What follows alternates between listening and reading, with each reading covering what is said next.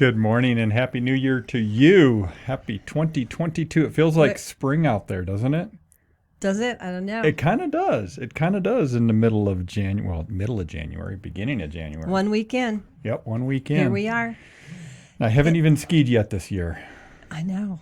Well, there's some great skiing yet to come, Tego. Well, I heard, where did I hear? Silverton got like 8 feet of snow or something. Something crazy, yeah. Up in Silverton. Okay, we got way off track. We're here to talk about real estate, Tracy. It's 2022, and we got a lot going on. Yeah, so we're a weekend. Here it is, January. And Tego, I just know the Statomatic has some stats for us today because you're always ahead of the game. So on our New Year's Day show, you had a lot of stats because you'd already run a lot of end-of-year things, not waiting for the rest of the media to catch up, right? Yeah. And, you know, it's interesting. Oh, my gosh. Does that mean I'm part of the media? Did you just lump me in with the media? No, I said you were ahead of the other media. Oh, yeah. Anyway. You run your own stats. They don't have to wait for your stats to get there, right? Right. So needless to say, 2021 was a banner year for real estate in Albuquerque and New Mexico and the entire country. A banner year for sure. And, you know, kind of the good, the bad, and maybe the excellent, a few different, things. If we look at it that way, I don't think there was any ugly. The only ugly that I saw in real estate, at least in the real estate media that I follow, are the crash people, the housing crash people that are just trying to get clicks on YouTube and trying to get everybody to believe that everything's going to fall apart. And that's the only ugly, if you say the good, the bad, and the ugly. I think I would say there's some ugly too, but it's not just 2021, but the affordability, the first-time home buyers and ability to get an offer accepted when there's maybe a down payment assistance program, a loan that's a little bit harder for a buyer to get accepted. I was going to call that one the bad. Oh, I jumped ahead. There's bad. And I agree with you. I think that is probably the unhealthiest piece of the real estate market right now. Based on there's a lot of different numbers that come at us, and just depending on how we look at it. But if we look at annualized appreciation in the Albuquerque area, I'm seeing numbers anywhere from 10% to 18% over the last 12 months. Right, that is not sustainable. We all know that. The good news, and this is really part of the good part, is people don't buy. They basically pay what they can afford in the debt, right? They look at, okay, what's the monthly payment? They don't necessarily look at the top line price. I mean, we all do, but it's about, how much debt can they afford? Right. And the fact that we had, 3% interest rates for the most of 2021, we'll get to interest rates in a moment here. People that have bought or refinanced in 2021, that's the good, right? It's very good. They've locked in their cost of housing for, let's say, the next 30 years, right? If it's a 30-year fixed rate mortgage. And that cost is not going to go up. That's locked in.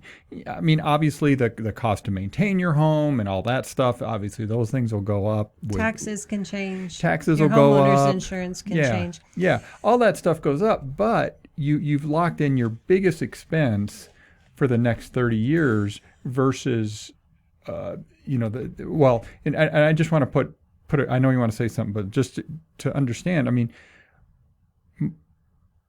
pay rates are going up, right? It's going up slowly, but actual wages are increasing. So wages are going to continue to increase, but yet you're locked in on your housing costs for the next 30 years. That's my point. Right. Think about all the other things besides housing that have gone up in the past year that are going to continue to go up. But for people who own a home right now, they own it at what they bought it at, right? They may want to refinance at some point if they haven't, right? If you haven't gone from a 6 or 7 or 5% rate or even a 4.5% rate and refinanced, you should still be thinking about that, lock in that lower rate. But it's crazy to think of your housing cost is now pretty fixed except for taxes and insurance for up to 30 years. Whereas, I mean, lots of other things have gone up. The minimum wage in Albuquerque in New Mexico went up on the 1st of January. Yep. Significantly. Significantly. Very significantly. Yep. Locking in the rate is good. So the story I wanted to tell about this sort of. So we talk about our kids every once in a while. So our son, who's been living in Arizona for since 18, basically, he's 24, going to be 25. Yeah, since starting college, yeah. Since he went there for college, but he's been working for 3+ years now, and he bought a house last year, actually.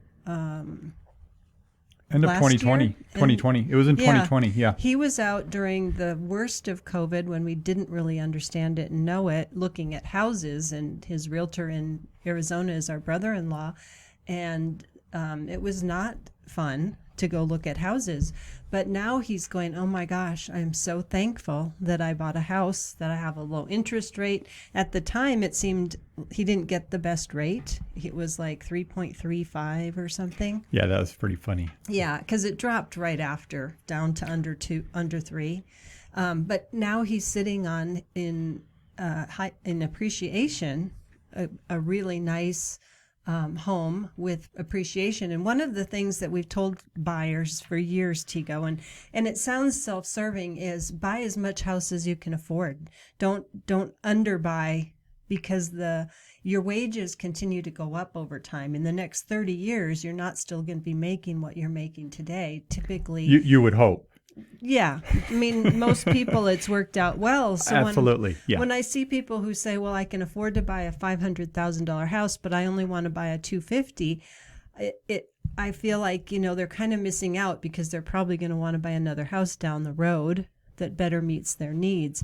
And buying the house and getting the low rate and locking it in right now, being in the neighborhood you want and getting the house you want that's going to serve you for a long time, was a very good thing for our son. We thought he was crazy, right? Because we looked at the price he was buying. Which is interesting, because, what you're saying right now is a belief you've had for a long time.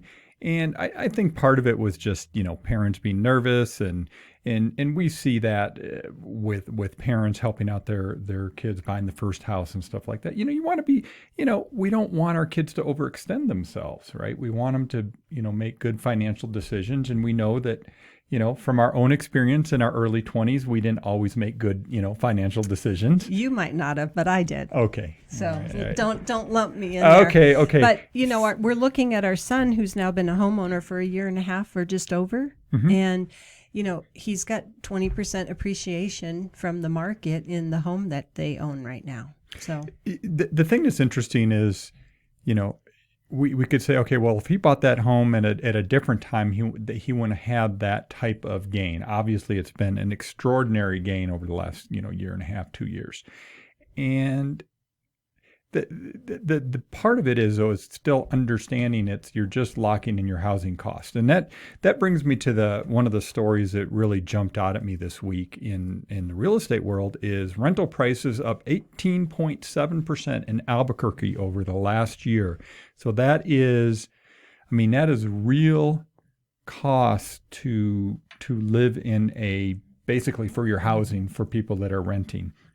And we talk about, okay, well, homes in Albuquerque have gone up anywhere from 10 to 15%, 20%, whatever it is, rents have basically outpaced it well. The difference is people that are in their house, their costs did not go up.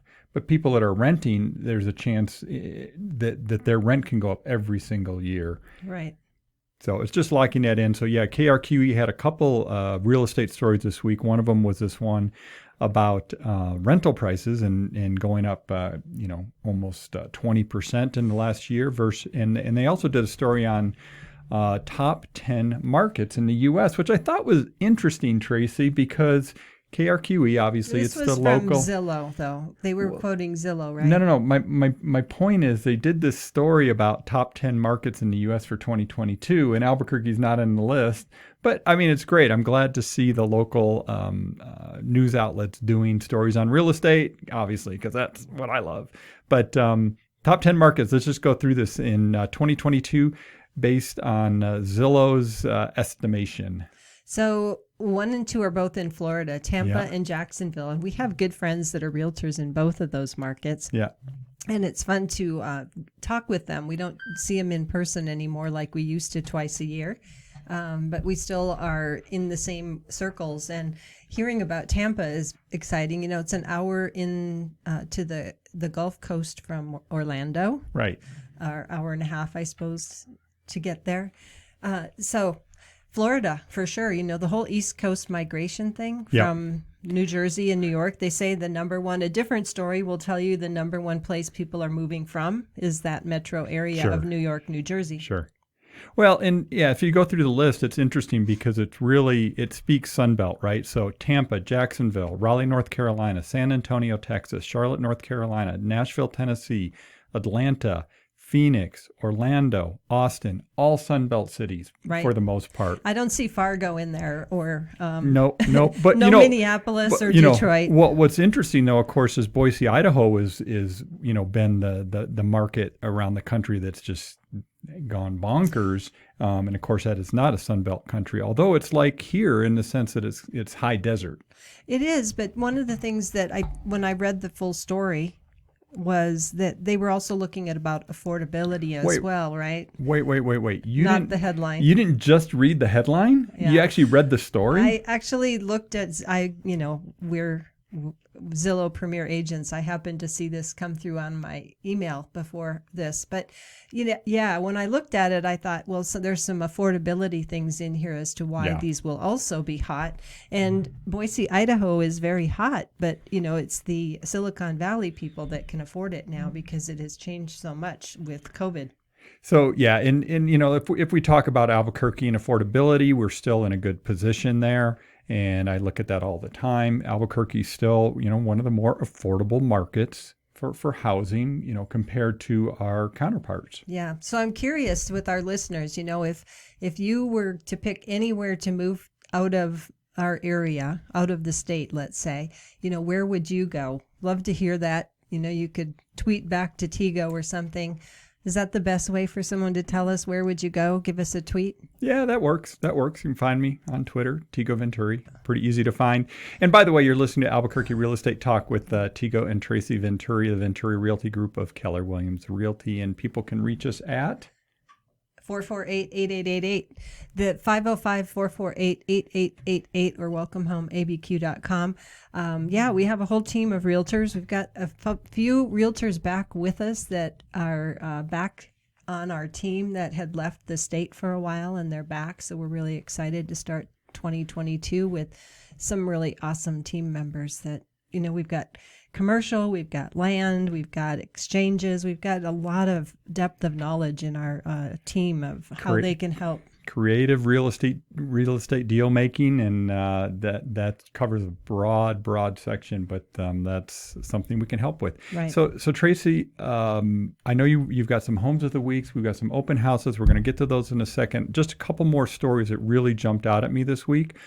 And if anybody's out there shopping for a mortgage right now, they know this is mortgage rates really took a jump this week. They did. Yeah. And so if you're thinking about locking in a rate, if you already have a house under contract, you'll want to be really closely tied in with your lender to find out what the future holds for next week. We're not going to make a call on that. That's it's like the that, lender. It's that whole thing. It's like, that's between you and your doctor. And it's like, no, that's between you and your lender. And you guys, look at the pros and cons. And there's always a lot of news about the bond market and how it affects mortgage rates. Totally. And those guys follow that stuff really, really closely. So it's one of the reasons when we're talking about lenders, we suggest to our home buyers to use a local lender that knows you, that's going to be there, can pick up the phone and talk to them. A lot of times when you get online and you use an app, it's just whoever picks up the phone at that call center, so to speak. And a lot of times when you call there for a question, they have to pull up your file and see what the previous conversation was and give you advice. Well, we're talking the benefits of a local lender.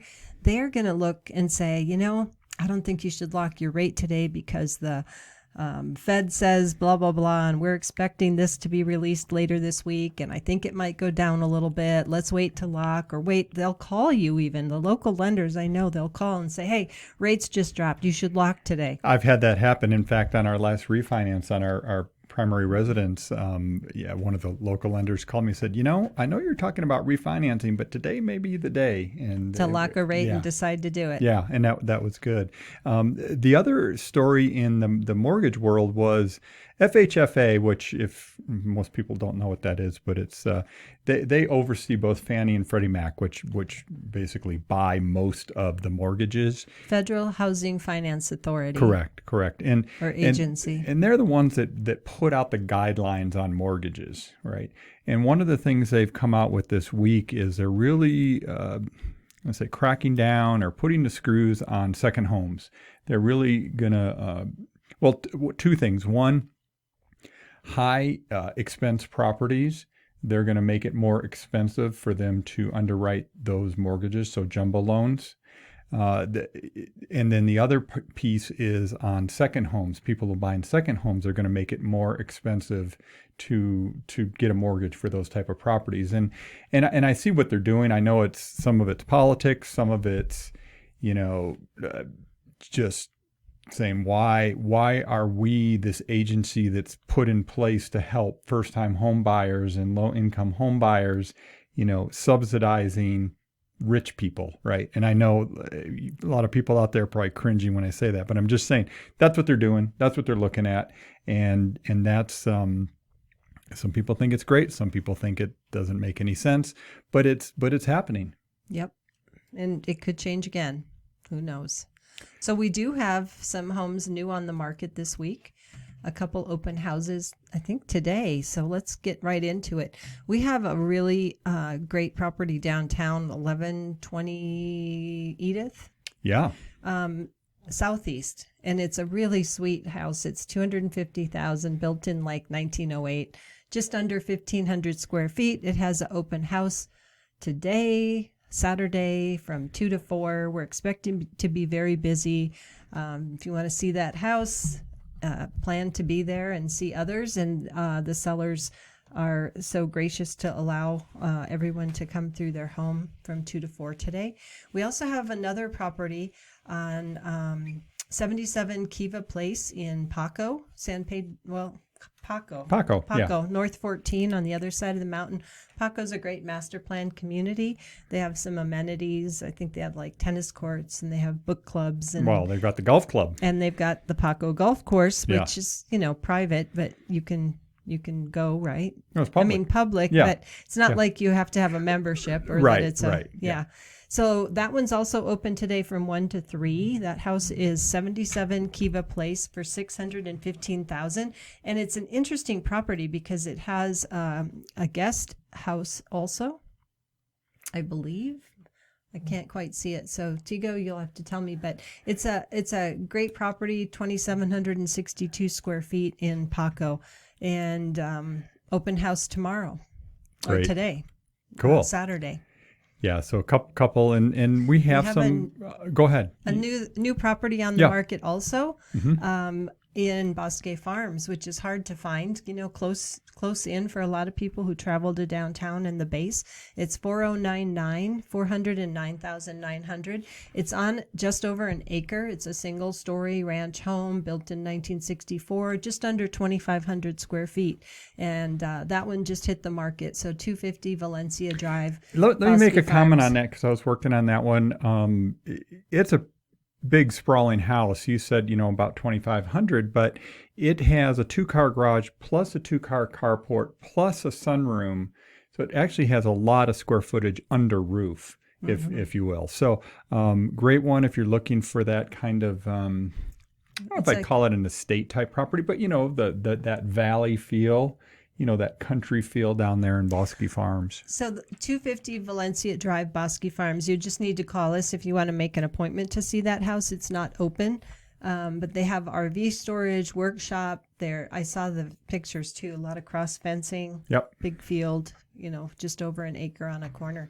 So great property. We have others coming. So if there's something in particular you're looking for, we have quite a few homes that are in the process of getting photos and being ready to be on the market. So let us know your wish list and we'll see what we've got and see if we can't pair you up. Let's just talk about some of the data from 2021. got to get all these years right. I know. They all blend together anymore. So 2021, Albuquerque area saw a almost 3% increase in the number of homes sold, which is extraordinary when you think about the fact that we actually had the number of homes for sale at any given time was 40% less than 2020, which was substantial, like 40% less than 2019. So yeah, it's interesting because yes, you'd think, well, there's no homes on the market, but yet we had an increase in the number of homes sold. Record year for number of homes sold, a calendar year. So just shy of 15,000 homes. So that's a lot of real estate moving through, It is. And at this point, it doesn't look like that's slowing down, maybe a little bit. We kind of hope that home prices taper a little bit because like I've said earlier, we can't have this crazy appreciation continue for much longer. The thing that's interesting though, so we say, okay, sales are up, number of homes on the market is way down. The thing that really changed was the days on market. And that's So where from being available to going under contract with an accepted offer. Correct. So the median days on market for the entire year was 4 days. That's average, or it's average of the median for the entire year, if that made sense. Wow. Which means that half of the homes in the Albuquerque area last year sold within 4 days. When you say sold, just to be clear, you mean had an accepted offer. Correct. Went under contract. Went under contract. Yep. We use this lingo, and it's confusing to me even. So. Yeah, and at this point in December and then now in January, it's the same. Good homes are coming on the market. They're selling very fast, and there's still a lot of buyers out there waiting for homes to come on the market. Right now, January 2022. We're at the lowest number of homes on the market we've seen, going back to, I don't even know when, right? We probably don't even have data that goes back that far. So extraordinarily low number of homes on the market. So, generally we see a increase in the number of homes on the market coming into like April, Tracy, late February, March, and Right. then into April. And I would say if people are thinking of selling, you might want to think about doing it earlier this time around than a little bit later, because right now the demand is still strong and the supply is very low. That's right. So what should buyers be thinking about when we talk about this? We're saying, low supply, be ready, you got to move. What do buyers need to be thinking about, Tracy? It's a perfect segue. It's what I was wanting to talk about. So buyers, we had somebody this week that lives in New Mexico, but a couple hour drive from our metro area, and they need a house. They've been transferred here, but they had to go back to their home, and they're saying, well, I'll come up again Saturday and I want to see this house and that house. And we're like, we need to do some video tours. Those houses won't be available. We'll look on Friday and see what's available for Saturday. But having the knowledge, doing that whole consult with us about the market and making sure we have everything ready, and that you realize that, if you see the right one, we need to put an offer together right away and get it in. But having your lending ready to go, not just I filled out an application online, but that we sat down, we took in time to send our taxes, that we've taken the time for the lender to be able to look at all of our documentation that shows. So it's the whole pre-approved versus pre-qualified thing. Right. Yeah, and it matters. It matters a lot when you're writing your offers. It does matter. And, as someone or a team that sells quite a few houses, we know from the seller's perspective who your lender is matters, right? That it's a local lender that has a good reputation, and that the agents feel good about it. Isn't it interesting? Because I remember, let's go back maybe 10 years in real estate, and a lot of the online websites were just coming in, and everybody was going, oh, it's just going to be click to buy a home. It's going to be like Amazon, and you can just click here, put it in your shopping cart, and buy a home. And as time has gone on, the number of people that rely on a real estate agent to help them through the transaction has actually increased. Right. And the complexity of the transactions have gotten greater. A lot of that has to do with rules, regs, and so on. But it's getting that consultant that gets you and holds your hand through the deal, not just your real estate agent, but the lender, right? Actually having a personal relationship with somebody to help you through the deal makes a big difference. It really does. And Tego, a lot of the lenders that our clients have relied upon will also call a listing agent. So we write an offer for them, we submit it, we present it to the listing agent to present to the seller. But we also have a lot of our lenders call the listing agent as well to say, hey, I just want to let you know that this borrower for that offer that you just got from Tracy Venturi, they are solid. They're going to be able to close on this home. It's not going to, if something doesn't go through, it's not because of lending. I've already checked their credit. We've already done X, Y, and Z. They're a solid borrower. I just want to make sure that you give their offer great consideration. That goes a long ways, right? Yeah, no, reputation matters, and that's what I was trying to get to. Is that reputation does matter both for the realtor and for the lender when you are a buyer, and when you're on the selling side, knowing the reputation of that other party matters too, and that just takes experience from your listing agent to know what could be a red flag and what could not be a red flag. And honestly, from the representing a home seller as a listing agent, as realtors, we have a code of ethics. We're not going to talk bad about another agent. We're not going to say, oh, we really don't want to work with that person or whatever, right? We don't want to share maybe a bad past experience we had. So we work hard to make sure we give everybody a fair chance. But when you have a great lender and a great agent on the other side, it sure helps. Yeah, no, it does. It does. Tracy, you brought up something at our team meeting about home warranties the other day, and I just wanted to wrap with that. And boy, they, when we buy stuff these days, everywhere we go to Lowe's, we go to Home Depot, go to Best Buy, Walmart, it's saying, do you want to buy a warranty? Amazon, do you want to buy a warranty? And I think we're so used to just saying no, no, no. I think it depends on the product, but this is a product when you're buying a home where there can be some pretty substantial expenses, and actually, home warranties are relatively, I would say, compared to things like extended warranties on cars, extended warranties on TVs. Television sets and stuff.